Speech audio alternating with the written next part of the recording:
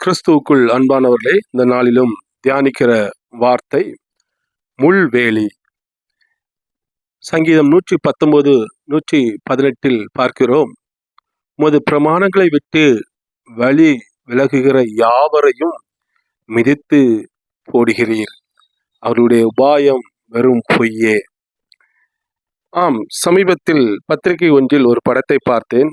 மான் ஒன்று ஈட்டிகள் போன்ற பெரிய கம்பிகளாலான வேலியை தாண்டும் போது கம்பியில் மாட்டிக்கொண்டு அங்கே வயறு கிழிக்கப்பட்டு மரித்த நிலையில் தொங்கிக் கொண்டிருந்தது. பாதுகாப்பிற்கான வேலியே அதனுடைய உயிரை பறித்து விட்டது. நமது ஆன்மீக வாழ்க்கை என்பது மனம் போன போக்கில் சுதந்திரமாக வாழ்ந்து கொண்டிருக்கும் ஒரு நிலையை விட்டு தேவனுடைய பாதுகாப்பின் சமூகத்திற்கு வருகின்ற ஒன்றாகும். ஆனால் அது ஒரு முள்வேலிக்குள் நம்மை உட்படுத்தும் வாழ்க்கையும் ஆகும். ஆனால் இந்த வேலிக்குள் பாதுகாப்பான சுதந்திரம் உண்டு. நாம் ஆண்டவருக்குள் வந்த பிறகு நமக்கு சில கட்டுப்பாடுகள், கர்த்தருடைய கற்பனைகள், பிரமாணங்களை நாம் கை கொண்டு ஒரு ஒரு ஒரு ஒரு வேலிக்குள் நாம் இருக்கிறோம். கர்த்தருடைய வேதத்திற்குள் நாம் வாழ்ந்து கொண்டிருக்கிறோம். அது ஒரு பாதுகாப்பான ஒரு வேலியாக நம்முடைய வாழ்க்கையிலே இருக்கிறது. ஆனால் சிலருக்கு இது ஒரு முள்வேலி போன்ற ஒரு உணர்வும் உண்டு.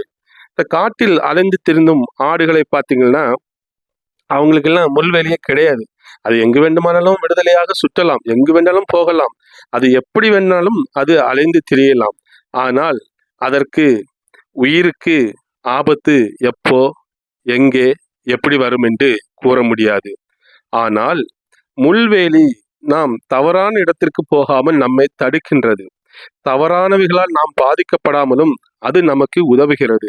ஆனால் இந்த முள்வேலியை தாண்டி செல்ல விரும்பும் போதுதான் முள்வேலி நம்மை காயப்படுத்துகிறது. நான் முதலாவது சொன்ன போல இந்த மானுடைய கதை, அது முள்வேலியை தாண்டி செல்ல முயன்ற போதுதான் அது பாதிக்கப்பட்டது. இன்றைக்கும் மனிதர்களாகிய நமக்கும் ஆண்டவர் ஒரு பாதுகாப்பிற்காக தன்னுடைய வசனத்தை கொடுத்திருக்கிறார், தன்னுடைய பிரமாணங்கள் எல்லாம் கொடுத்திருக்கிறார். அதற்குள்ளாக நாம் வாழும் பொழுது நமக்கு அது ஒரு பெரிய பாதுகாப்பு.